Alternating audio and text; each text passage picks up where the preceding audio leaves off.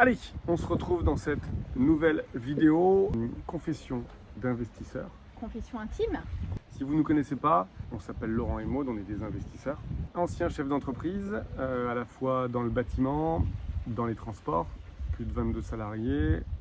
J'ai commencé à investir en 2001. Moi, c'est Maud. J'ai une carrière dans le domaine de la banque, puisque j'ai fait plus de 15 ans dans le domaine de la banque, donc je gravis les échelons, où j'ai fini par être conseiller en gestion de patrimoine. J'ai fait pas mal d'études avant justement d'être dans le domaine de la banque, et je pense que le fait d'avoir fait beaucoup d'études, c'est parce que je ne savais pas quoi faire, et ça me rassurait, je pense, le fait de faire des études aussi, parce qu'on m'avait éduquée en ce sens. Être entrepreneur également, puisqu'on a des sociétés que l'on gère aujourd'hui, et quitter le salariat donc en juin 2021. Alors justement, tu parlais de quitter le salariat et c'était une question que je voulais poser dans le sens où il y a beaucoup de personnes qui nous regardent et qui aujourd'hui sont salariés, qui ont plein de rêves dans la tête, qui ont envie d'autre chose, de nouveaux challenges. Tout le monde a vécu le Covid, certains l'ont bien vécu, d'autres un peu moins bien. Et aujourd'hui, certains se posent des questions. C'est encore à l'état de question, mais c'est de plus en plus fort en eux. Ils se disent, voilà, moi je suis peut-être bien dans ce que je fais aujourd'hui, mais j'imagine qu'il y a un mieux, il y a un meilleur. J'aimerais le tenter, mais c'est quelque chose qui peut me faire un peu peur. J'ai besoin peut-être d'avoir un déclic un peu plus fort que juste celui de me poser la question de le faire. Toi qui as été salarié pendant plusieurs années, à un très bon poste, qui gagnait très bien ta vie, la question c'est de savoir jusqu'à quand tu as pu rester en tant que salarié et quel a été le déclic, en toute honnêteté, qui fait que tu t'es dit même si je tombe, c'est pas grave, je préfère tenter une chute que de me retrouver bloqué. Qu'est-ce qui a fait qu'aujourd'hui j'ai quitté le salariat? Je pense que pour moi, l'immobilier a été un déclencheur, clairement, parce que ça me rassurait. Maintenant, pour moi, quand j'ai démarré dans la vie active, à aucun moment, mais vraiment à aucun, j'aurais pensé vivre la vie d'aujourd'hui, c'est-à-dire être à mon compte, puisque, comme je vous disais, on a une agence immobilière qu'on a ouvert début 2022, on a une boîte de consulting, on fait d'autres business en parallèle, mais à aucun moment j'aurais pensé faire ce que je fais aujourd'hui, parce que pour moi, être à son compte, être chef d'entreprise, c'était inatteignable. Je pensais ne pas du tout en avoir les compétences, on va dire plus souvent à me dévaloriser. Pour autant, je pense que voilà, j'ai des choses à apporter, c'est sûr, et je m'en rends compte d'ailleurs, parce qu'on est très complémentaires. Mais quand j'ai démarré dans la vie active, très rapidement, de toute façon, j'avais un attrait pour le patrimoine immobilier. Je me suis toujours dit, allez, j'aurai au moins 4 ou 5 appartements, une bonne situation, salarié, etc. Pour moi, c'était mon schéma en fait. Jamais je me serais dit que je peux vivre de l'immobilier, ce qui est le cas aujourd'hui. Je pense que mon entourage, et en l'occurrence le fait d'être avec toi, a été pour moi vraiment un vrai déclencheur, puisque on est très complémentaires. Moi, je suis quelqu'un qui me remet beaucoup en question. Je suis quand même assez carré, voire peut-être un peu moins, mais quand même assez perfectionniste. Et quand on est comme ça, parfois on a du mal à passer à l'action en fait. Parce que c'est pas assez bien, parce qu'on se dévalorise, on se remet tout le temps en question. Alors ça, c'est un travail que j'ai fait avec le temps et en étant justement avec toi, où j'arrive à faire ce travail-là, qui me permet aussi de passer plus à l'action. En plus, je suis quelqu'un d'un peu plus introverti, alors j'ai travaillé là-dessus, donc je suis un peu plus présente pour avoir aussi une place plus importante, parce que je me rends compte de la valeur aussi que je peux apporter. Ce cheminement, on va dire, pour quitter le salariat, s'est fait au fur et à mesure du temps. Et j'ai senti à un moment que c'était le moment, en fait, tout simplement. Parce qu'on avait réussi à créer quelque chose où je sais pertinemment que si demain j'arrêtais, même si finalement j'aurais pu arrêter le salariat depuis de nombreux mois avant, mais il fallait vraiment que je puisse faire ce cheminement personnel pour passer le cap. Parce que si ça avait été forcé, j'aurais pas forcément été bien, j'aurais pas forcément été dans mon élément. Alors que là, aujourd'hui, à aucun moment, je reviendrai en arrière, parce que je sais que c'est vraiment la meilleure décision que j'ai prise. Mon métier, je l'aimais, j'aimais vraiment ce que je faisais au niveau de la gestion de patrimoine, mais j'avais besoin d'autre chose. Ça y est, j'avais passé un autre cap, j'avais vraiment envie qu'on puisse développer des projets ensemble, des business, des entreprises ensemble, parce que je me rends compte que je suis passionnée par ça et je pensais vraiment pas l'être. Ce cheminement, Je l'ai fait personnellement. Il a fallu vraiment que je fasse un travail sur moi-même. Il fallait que ça vienne de moi pour pouvoir passer le cap de je stoppe le salariat pour me consacrer à nos investissements immobiliers et en l'occurrence à la création de l'agence immobilière, parce que je voulais absolument une agence immobilière et pas qu'une, donc voilà, j'espère qu'il y en aura d'autres derrière. C'est tout à fait possible et je ne pense pas être différente de quelqu'un d'autre puisque je n'ai pas eu une éducation de chef d'entreprise, d'investisseur, au contraire, puisque moi, ma maman travaillait à l'inspection académique, elle était secrétaire, mon papa, il travaillait dans une imprimerie, donc rien, voilà, ils avaient une maison, pas d'investissement, rien. Donc vraiment, je n'ai pas été baignée là-dedans. J'étais vraiment dans une famille tout à fait modeste. Je pense, dans ce que je dis, que je ne suis pas différente de quelqu'un d'autre. Je n'ai pas été aidée pour pouvoir faire ce que j'ai fait. Je suis partie de zéro et quand j'ai commencé à investir dans l'immobilier, donc j'étais toute seule. J'étais toute seule avec 2 enfants où je venais de changer de travail, où je passais aussi des études en même temps avec mon travail parce que je passais un master d'ingénierie patrimoniale. Bah voilà, je l'ai fait. Alors c'était pas facile. J'ai été confrontée à plein de problématiques, à des choses nouvelles où je suis sortie de ma zone de confort. Un conseil que je pourrais donner vraiment, c'est en effet de s'entourer, vraiment de s'entourer des bonnes personnes qui vous amènent vers le haut et de vous dire que tout est possible, peu importe d'où l'on vient. À vous d'ouvrir les portes justement de ce que vous souhaitez faire et de vos objectifs qui vous sont propres. Et surtout, ne cherchez pas à vous comparer parce que je l'ai fait, se comparer, et on a tendance parfois aussi à le faire et à continuer parce que voilà, c'est humain. Mais au contraire, je pense qu'il faut s'inspirer des personnes qui ont réussi. Si elles ont réussi, c'est de trouver et de savoir comment elles ont pu faire et de vous en inspirer pour faire la même chose ou du moins vous y rapprocher par rapport à votre situation à vous. Alors c'est marrant parce que tu dis que tu aimais ce que tu faisais Ouais. et pour autant tu as arrêté Oui. de le faire. Alors, j'aimais ce que je faisais parce que j'apprenais plein de choses, j'aidais les gens. Ce que j'aimais bien, c'est de susciter aussi l'envie et le besoin à des personnes qui finalement n'avaient pas conscience de ce qu'elles pouvaient faire, notamment dans le domaine de l'immobilier. C'était vraiment quelque chose, j'amenais systématiquement en fait, d'ouvrir des portes. Après, elles rentraient à travers la porte, elles y allaient ou elles n'y allaient pas, mais en tout cas, j'aimais ça.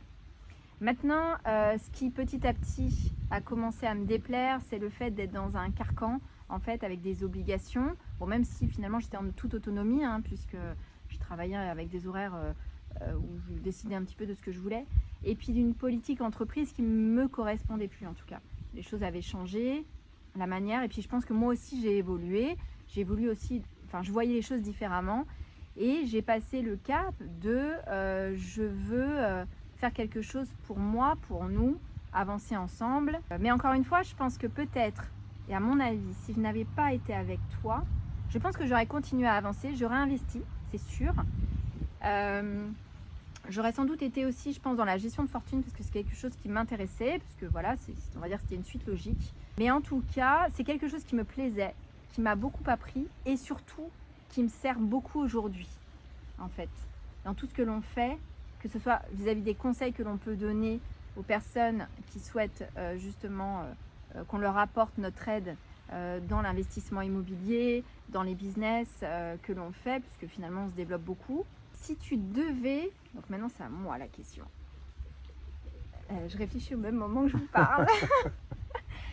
Toi qui es plutôt avec un état d'esprit de chef d'entreprise, et ce depuis petit finalement, si tu pouvais déjà raconter aussi des anecdotes, parce que finalement il y en a. En tant que chef d'entreprise, tu as créé plusieurs sociétés, d'avoir des idées, tu en as. Est-ce que ça a toujours été facile justement de développer des entreprises, de gagner de l'argent? Est-ce que justement tu as toujours réussi? Est-ce que parfois tu t'es aussi cassé la gueule justement? Si tu peux en dire un petit peu plus par rapport à ça. Et par rapport justement à ce fameux passage à l'action. Ok. Si on doit le comparer par rapport à moi. Ok. Bon, j'ai jamais été esclave de l'argent. Ça c'est la première chose. Et l'argent a toujours été un moyen qui me suivait plutôt que le contraire. J'ai toujours inversé le cycle et j'ai toujours su faire de l'argent parce que j'en étais convaincu. C'est-à-dire qu'à aucun moment je me suis dit si je fais quelque chose, j'aurai de l'argent, je savais que ce que je faisais forcément attirerait l'argent. Et quand on travaille sans la pression de se dire si je fais mal les choses, je ne gagnerai pas d'argent, donc il faut absolument que je les fasse bien, on les fait mieux. Je ne comprends pas que les gens puissent se poser des questions en se disant si je fais quelque chose de différent, je peux tomber. C'est quelque chose qui n'est pas naturel. Dans ma tête, en tout cas, alors c'est vrai que tout ce qui est nouveau fait peur, mais pour être tombé très bas et pour m'être retrouvé à la rue, je me rappelle à certains moments où je marchais dans la rue, je me disais, donc ça c'est être tombé très bas.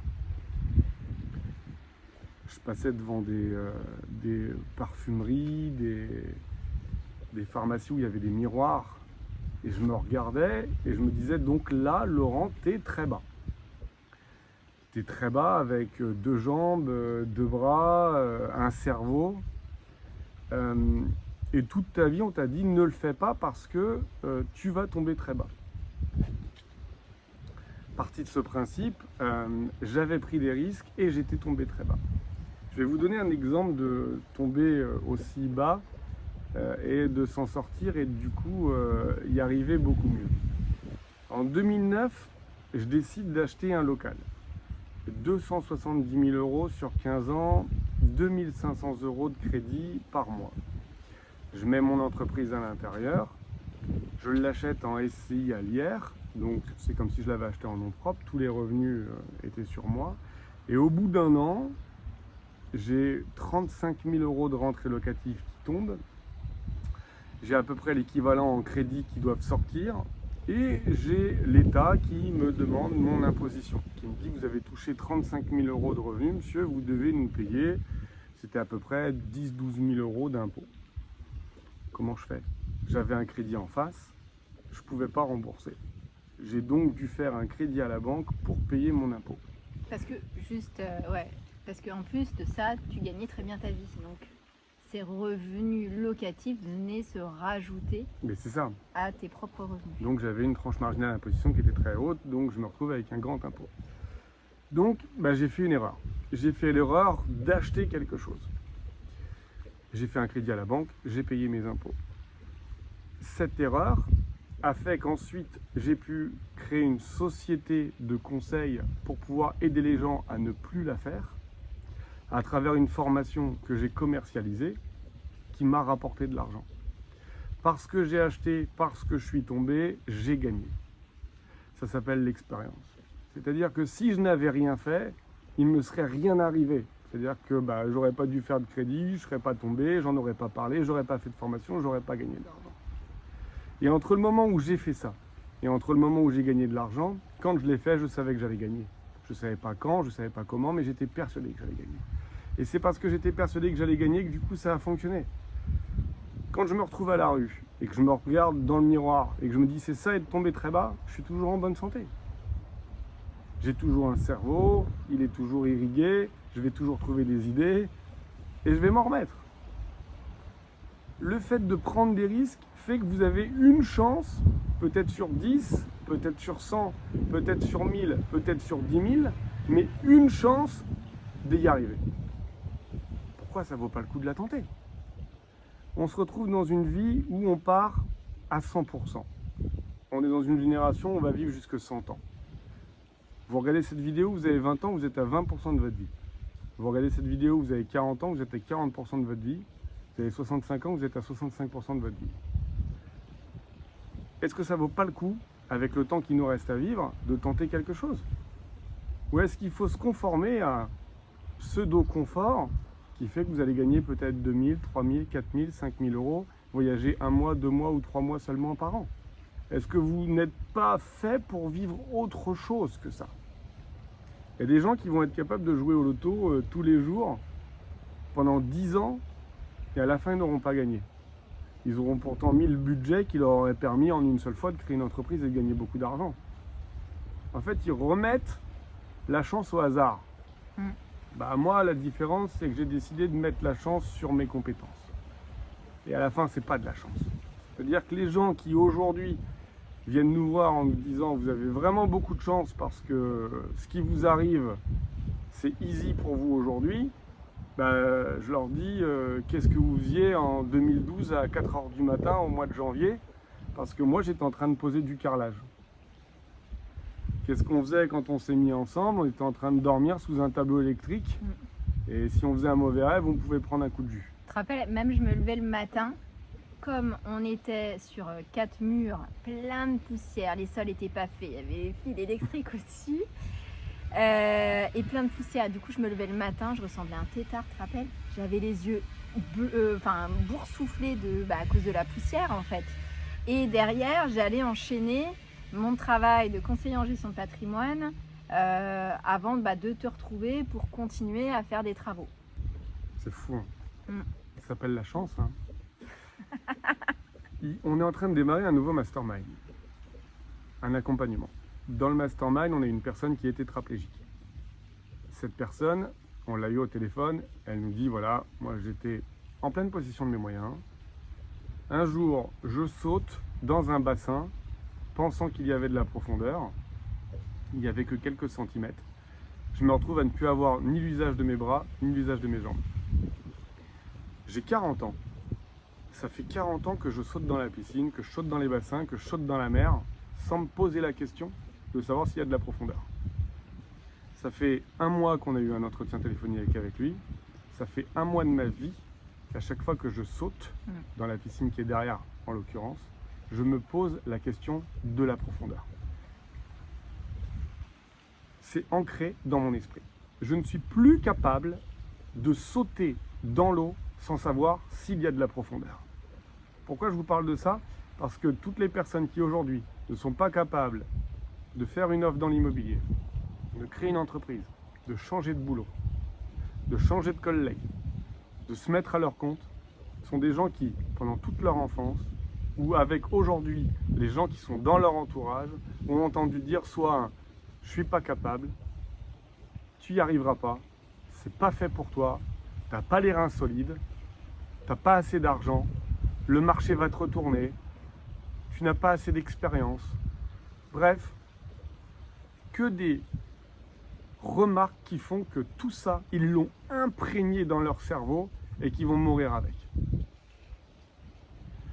Aujourd'hui, moi je suis convaincu que quelqu'un qui a confiance en lui est largement meilleur que 10 personnes qui peuvent l'accompagner. Et ça, je l'ai dit à beaucoup de personnes qui nous font confiance, à qui on a fait des formations, en leur disant ce que vous avez fait aujourd'hui, c'est bien, c'est même pas 1/3 ou 1/4 de ce que vous êtes capable de faire. Et pourtant, vous avez déjà un vrai succès dans votre entreprise. Donc l'idée de prendre confiance et d'enlever des idées reçues, c'est un travail que vous devez faire sur vous-même. Si moi aujourd'hui je veux absolument sauter dans une piscine sans avoir quelle est la profondeur, il faut que je travaille sur moi-même maintenant. Parce que j'ai une idée reçue. Une idée qui fait que j'ai pris conscience que ça pouvait être dangereux pour moi. Je l'ai acquise, cette idée. Si aujourd'hui vous voulez vous mettre à votre compte, vous êtes persuadé que ça va fonctionner, que vous avez l'expérience, que vous avez des ronds et que vous ne le faites pas, c'est qu'il reste quelque chose. Il y a un blocage psychologique chez vous. On ne vous parle plus de savoir si c'est le bon moment ou pas. On a des gens qui nous disent est-ce que c'est le bon moment d'acheter dans l'immobilier? Mais j'ai envie de le dire qu'il n'y aura jamais de bon moment si vous vous posez la question. En 2001, on a acheté une maison. C'était pas le bon moment. Parce que les taux d'intérêt étaient à 7%. En 2008, je vous l'ai dit tout à l'heure, j'ai acheté un local. C'était pas le bon moment, c'était la crise des subprimes. Le marché est en train de se casser la gueule. Aujourd'hui, on nous dit que c'est pas le bon moment parce que les taux augmentent. Et pourtant, si on prend donc les 20 dernières années de 2001 à maintenant, on a fait fortune dans l'immobilier, on vit de l'immobilier, on a la capacité de pouvoir investir dans l'immobilier. La différence entre le fait qu'on y arrive maintenant et le fait qu'on n'y soit pas arrivé, c'est simplement est-ce qu'on s'est écouté, est-ce qu'on a écouté les autres. Dans notre solution, on s'est écouté. À la fois Maud et moi, on n'est pas des têtes brûlées. On vient poser le pour et le contre. Si on est convaincu, si tous les deux on se dit on y va, rien ne peut nous arrêter. Vous pouvez nous mettre des taux d'intérêt à 20%, on les déduira de nos charges. Vous pouvez nous mettre un immeuble qui est 30% plus cher que le prix du marché, on fera de la location courte durée. Si on a décidé que ça nous plaît, on y va. Aujourd'hui, on est une société de consulting, une agence immobilière, une laverie automatique et plein de projets. Plein de projets. Les seules fois où ça n'aurait pas fonctionné, c'est si on ne les avait pas mis. Alors, je ne suis pas en train de dire qu'il faut faire tout et n'importe quoi, qu'il ne faut pas réfléchir. Mais il y a un temps pour la réflexion et il y a un temps pour l'action. Si le temps de la réflexion, il fait 95% et l'action 5%, alors ça ne fonctionnera pas. Si vous avez 50% de réflexion, 50% de temps de passage à l'action, alors vous y arriverez. Mais ne pas inverser les deux. En tout cas, c'est certain. Toutes les personnes aujourd'hui ont des compétences. Et il y en a beaucoup trop qui sont dans des bureaux, qui sont coincés et qui se sont mis dans un train-train quotidien qui est en train de les tuer, clairement. Et si aujourd'hui vous êtes dans cette situation, eh ben, il est encore temps de faire machine arrière ou d'avoir un volte-face en vous disant que vous avez la possibilité de le faire et que vous verrez que la vie, elle est vraiment sympa quand on fait les choses à 100%. C'est pas mal comme vidéo. C'est une vidéo longue. C'est une vidéo qui est très longue. C'était pas prévu. Bon. En tout cas, on espère que vous avez kiffé. Si vous avez kiffé cette vidéo, n'hésitez pas à nous mettre un pouce vers le haut. N'hésitez pas à vous abonner à la chaîne, à nous dire ce que vous en avez pensé dans les commentaires. Activez la cloche pour les prochaines vidéos. Et nous dire ce que vous en avez pensé, parce que c'est important pour nous de savoir si vous êtes du genre à passer à l'action ou s'il vous faut des déclics, ou s'il vous faut ce genre de vidéos pour vous aider. Allez, nous on se retrouve sur de prochaines vidéos. À très vite. Ciao, ciao.